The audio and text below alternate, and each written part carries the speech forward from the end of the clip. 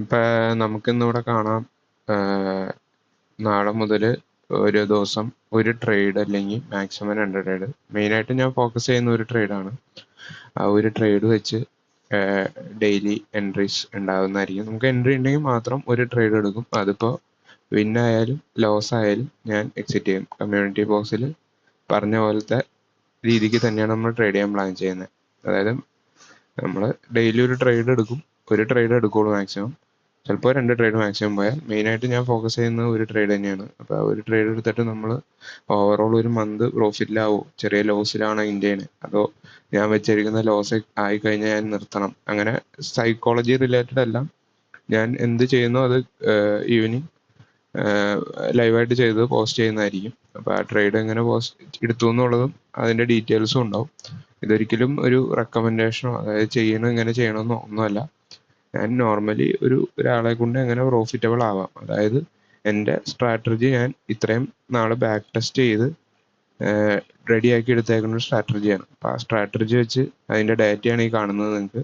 ഇപ്പോൾ ഈ ഡാറ്റ വെച്ചിട്ട് ഞാൻ ബിൽഡ് ചെയ്തെടുക്കുന്ന സ്ട്രാറ്റജിയാണ്. ഇതിൽ നിങ്ങൾക്ക് കാണാം എൻ്റെ മാക്സിമം ടാർഗറ്റ് എന്ന് പറഞ്ഞാൽ റിസ്ക് റിവാർഡ് എന്ന് പറഞ്ഞാൽ 1:5ഉം ലോസ് എന്ന് പറഞ്ഞാൽ മിനിമം ഒരു 1 ആ പോയിന്റ്സ് ആണ്. അപ്പം ഇതിനകത്ത് മെയിനായിട്ടും കാണേണ്ട ഒരു സാധനം എന്ന് പറഞ്ഞാൽ നമ്പർ ഓഫ് ട്രേഡ്സ് കൂടുതലാണെങ്കിലും നിങ്ങൾക്ക് കാണാം നമ്പർ ഓഫ് ലോസ് ഭയങ്കര കൂടുതലാണ്.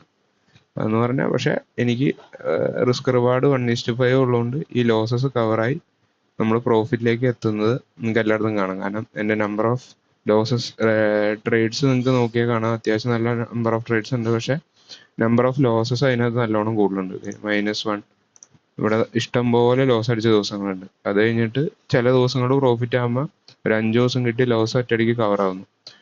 5 പ്രാവശ്യം കിട്ടിയത്. ഇപ്പം ഒരു ഡേയിൽ 2-3 ട്രേഡ് എടുത്ത് ഞാൻ ഡേറ്റ എടുത്ത് നോക്കിയതാണ്. അപ്പം എന്നിട്ട് പോലും മന്ത് എൻ്റെ എനിക്കൊരു 12 hour പ്രോഫിറ്റിലാണ്. അപ്പം ഞാൻ മിനിമം ഒരു 4 to 6 points എസ്സലും മാക്സിമം ടാർഗറ്റ് ഒരു 30 to 40 points ആണ് ഞാൻ നോക്കാറ്. അപ്പം അത് കിട്ടിയാൽ മാത്രമേ ഞാൻ ട്രേഡിൽ നിന്ന് ഇറങ്ങുള്ളൂ. ഞാൻ ട്രെയിലിങ്ങോ വേറെ പരിപാടിയൊന്നും ചെയ്യാറില്ല. എനിക്ക് ആ പോയിന്റ്സ് കിട്ടിക്കഴിഞ്ഞാൽ ഞാൻ ട്രേഡിൽ നിന്ന് എക്സിറ്റ് ചെയ്യും, വേറെ ഒന്നും നോക്കാറില്ല. പിന്നെ എക്സ്ട്രാ പോയിന്റ്സ് ക്യാച്ച് ചെയ്യാനൊന്നുമില്ല. പക്ഷെ ഇത് ഇത്രയും ഡാറ്റാസ് ആഡ് ചെയ്തേക്കുന്നത് മൊത്തം മൾട്ടിപ്പിൾ ട്രേഡ്സ് പെർ ഡേ എടുത്തിട്ടാണ്. ഇനി ഞാൻ ടെസ്റ്റ് ചെയ്യാൻ പോകുന്ന കേസ് എന്ന് പറഞ്ഞു കഴിഞ്ഞാൽ ഒരു പെർ ഡേ ഒരു ട്രേഡ് വെച്ചിട്ട് എനിക്ക് മന്ത്ലി പ്രോഫിറ്റബിൾ ആവാൻ പറ്റുമോ ഇല്ലയോ എന്നാണ് നമുക്ക് നോക്കാൻ പോകുന്നത്. അപ്പം കാരണം ഇത് ഞാൻ ട്രാൻസ്പെറൻ്റ് ആയിട്ട് കാണിക്കാൻ കാരണം പലരും പല ദിവസങ്ങളിൽ SL അടിച്ച് കഴിയുമ്പോൾ അടുപ്പിച്ചൊരു 8-10 ദിവസം SL അടിച്ച് കഴിയുമ്പോഴത്തേക്കും നമ്മുടെ മൈൻഡ് പോകും. പോട്ടെ 2 ദിവസം 3 ദിവസം SL അടിച്ചാലും എല്ലാവരും ഡൗൺ ആവും. പക്ഷെ എൻ്റെ സിസ്റ്റത്തിൽ എൻ്റെ സിസ്റ്റം എന്താണോ അത് ഞാൻ അങ്ങനെ തന്നെ ഒരു സ്ട്രാറ്റജി ബിൽഡ് ചെയ്തിട്ടുണ്ട്. ആ സ്ട്രാറ്റജി അങ്ങനെ തന്നെ ഫോളോ ചെയ്തിട്ട് ഓവറോൾ പ്രോഫിറ്റിലാവോ ലോസിലാവോ എന്ന് നമുക്ക് ഡെയിലി ട്രേഡ് അപ്ഡേറ്റ്സ് വഴി കാണാൻ പറ്റും. അപ്പോൾ നിങ്ങൾക്ക് അറിയാം ഞാൻ ഓവറോൾ അവസാനത്തെ മാസം പ്രോഫിറ്റിലാണോ ലോസിലാണോ.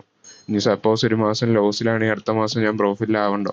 അങ്ങനെ പ്രോഫിറ്റിലായ ഓവറോൾ ഒരു 6 months നമ്മൾ 6 months എടുക്കുമ്പോഴോ ഹാഫ് ഇയർലി അല്ലെങ്കിൽ ഒരു ക്വാർട്ടറൊക്കെ എടുക്കുമ്പോൾ ഞാൻ പ്രോഫിറ്റിലാണോ ലോസിലാണോ അല്ലെങ്കിൽ ഇയർലി PNL പ്രോഫിറ്റിലാണോ, ഇതൊക്കെയാണ് നമ്മൾ നോക്കാൻ പോകുന്നത്. നമ്മൾ ഡയറക്റ്റ് PNL ടെർമിനൽ തുറന്ന് നമ്മൾ നോക്കുന്നതായിരിക്കും. അപ്പോൾ നമുക്ക് ഓവറോൾ എങ്ങനെയാവുമെന്നോ നമ്മുടെ ഒരു ട്രേഡർക്ക്, ഒരു ന്യൂബി ട്രേഡർക്ക് എങ്ങനെ സെറ്റ് ചെയ്തെടുക്കാൻ പറ്റുമെന്നും നമുക്ക് ചിലപ്പോൾ ഇതിൽ നിന്നൊക്കെ നിങ്ങൾക്ക് ഇൻസൈറ്റ് കിട്ടാതിരിക്കാം. അതിന് എനിക്ക് പറയാൻ പറ്റില്ല. പിന്നെ ഇതൊരിക്കലും ഒരു ട്രേഡ് റെക്കമെൻഡേഷനോ കാര്യങ്ങളോ ഒന്നുമല്ല. ഇത് ഞാൻ എൻ്റെ ഡെയിലി ട്രേഡ് ജേണി നിങ്ങളായിട്ട് ഷെയർ ചെയ്യുന്നു മാത്രം. അപ്പോൾ അത് ജസ്റ്റ് കാണുക, അഭിപ്രായങ്ങൾ പറയുക. ഇതൊക്കെയാണ് ഞാൻ മെയിനായിട്ട് ഇപ്പോൾ ഇതിൽ ഉദ്ദേശിക്കുന്നത്. Okay, thank you.